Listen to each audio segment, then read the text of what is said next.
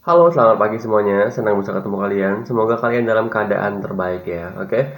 Di sini ada beberapa pertanyaan yang menanyakan gimana cara aku untuk setup market. Dan ini aku hanya pakai HP aja ya. Jadi kalau misalkan kalian ada yang bilang, ada yang ngasih tahu kalau trade itu hanya bisa digunakan pakai PC atau laptop itu salah besar teman-teman ya. Itu bisa digunakan di HP juga karena aku sendiri pakai setupnya itu buat setupnya itu di HP karena kenapa? Buat setup di HP itu kita bisa lebih mudah, kita bisa fleksibel dan bisa dilakukan di mana aja. Kalau pakai laptop atau PC itu hanya bisa dilakukan di tempat-tempat tertentu. Itu nggak worth it banget ya.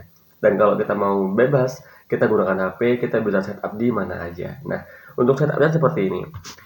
Kemarin ya, aku ada entry.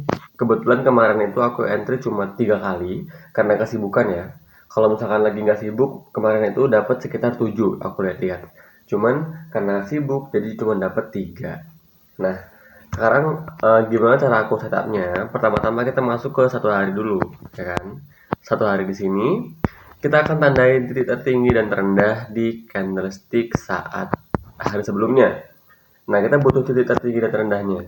Nanti di candle yang sekarang berjalan, itu kita lihat apa yang terjadi saat dia melewati titik tertinggi atau terendah itu. Apakah dia membuat penerusan atau dia membuat reversal.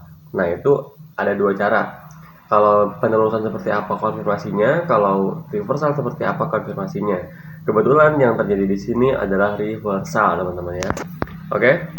Setelah itu kita masuk ke 4 jam.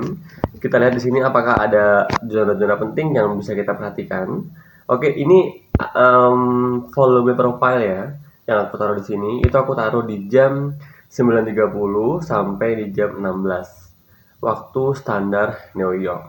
Nah, setelah kita punya ini, kita kan di sini nggak lihat nih kalau di sini ada konfirmasi bias nggak ada. Jadi kita masuk ke 1 jam di mana ada konfirmasi bias terbentuk di sana. Nah, di sini kita punya nih satu konfirmasi bias. Kayaknya ini aku dapat di 30 menit. Soalnya di 1 jamnya itu nggak ada ya teman-teman ya. Ya, nggak ada di sini 1 jamnya yang membentuk konfirmasi bias. Makanya nggak aku ambil file value gap ini.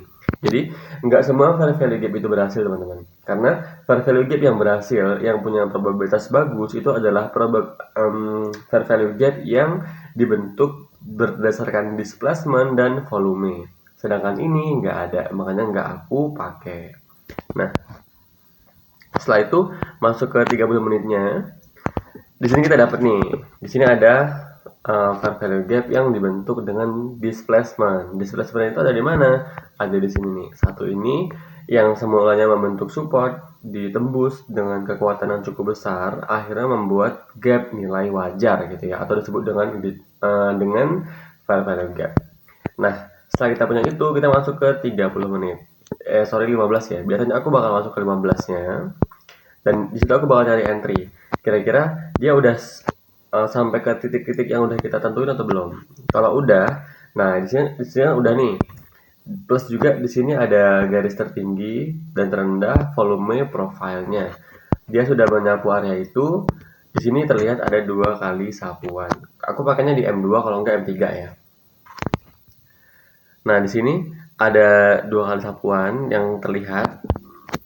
Setelah itu, aku masuk dengan konfirmasi di 1 menit. Konfirmasinya itu sebenarnya bebas mau pakai 1 menit bisa, 2 menit bisa, tapi lebih bagus di 1 menit atau 2 menit ya. Nah, di situ aku punya sebenarnya tadi ya, sebenarnya kalau misalkan kita agresif buy-nya, itu kita bisa ambil posisi buy-nya di sini. Saat dia break area CISD, aku bilangnya sebagai CISD ya. Nah, untuk SL biasanya aku selalu pakai area terendah dari swing low sebelumnya dan TP di situ. Harusnya tadi di situ kalau misalkan masuknya tepat ya. Cuman karena masuknya tadi sedikit terlambat, aku pakai di rentang keduanya di atasnya sana ya. Dan di sini kalau kita lihat, aduh sorry, bergeser ya. Nah, di sini dia sempat turun lagi ke bawah untuk koreksi dan sekarang lagi running berjalan. Semoga aja ini sesuai dengan prediksi teman-teman ya.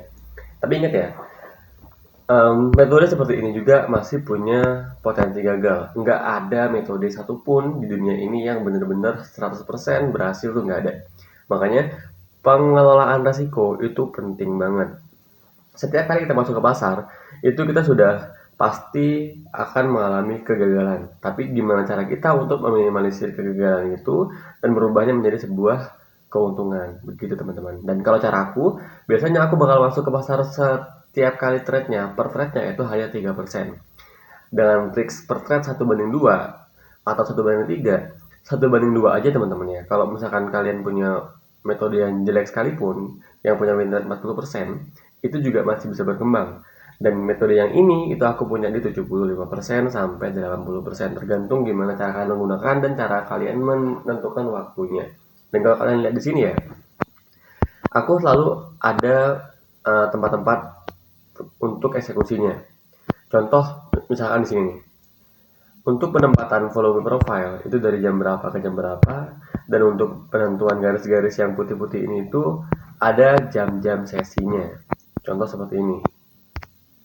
Dari jam 18.00 sampai ke sini itu sebagai apa? Nah, nanti di sini lagi ada apa, di sini apa, di sini apa. Nah, itu semua adalah tempat-tempat eksekusi teman-teman ya. Dan semuanya punya peran dan tugasnya masing-masing. Nah, itulah kenapa banyak orang yang bilang trading itu 10% analisa, 10% eksekusi, dan 80%-nya menunggu. Ya inilah yang dimaksud teman-teman.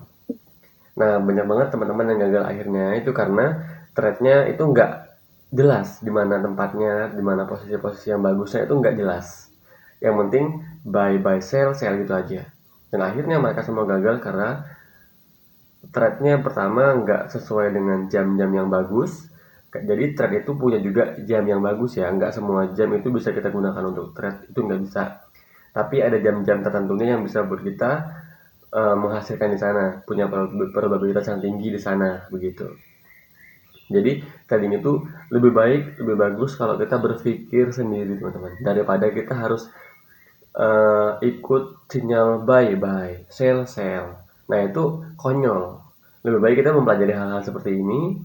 Setelah kita berhasil mempelajarinya, kita praktekkan, kita bangun akun sendiri, bangun portofolio sendiri. Nah itu jauh lebih bagus. Dan aku punya cara supaya kalian bisa berkembang. Jadi buat kalian yang pengen tahu metode ini lebih lanjut, bisa gabung ke channel yang udah aku sediain. Itu adalah channel diskusi.